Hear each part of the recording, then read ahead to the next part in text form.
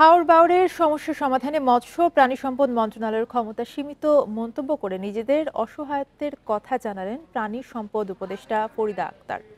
দুপুরে ঝিনাইদহের কোটচাঁদপুরে জেলে সম্প্রদায় এবং বাওর মৎস্যজীবীদের সাথে মতবিনিময়ে উপদেষ্টা বলেন, ভূমি মন্ত্রণালয় ইচ্ছামতো হাওর-বাওর ইজারা দিচ্ছে, সেখানে প্রাণী সম্পদ মন্ত্রণালয়ের কিছু বলার নেই। এই ঈদে জামা জুতো অ্যাক্সেসরিজের ডিসকাউন্ট।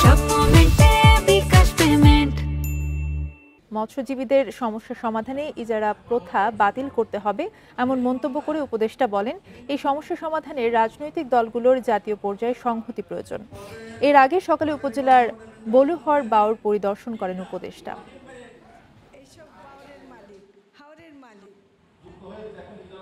এখানে মানুষের যা হক সেটা তাদেরকে দিতে হবে, এবং ইজারা প্রথা থাকলে যেভাবে মানুষের কষ্ট হচ্ছে, মানুষ ইজারা নিচ্ছে যারা মৎস্যজীবীদের নামে অন্যরা নিয়ে নিচ্ছে, এই পুরো সিস্টেমটা আমাদেরকে একেবারে পরিষ্কার করে ফেলতে হবে।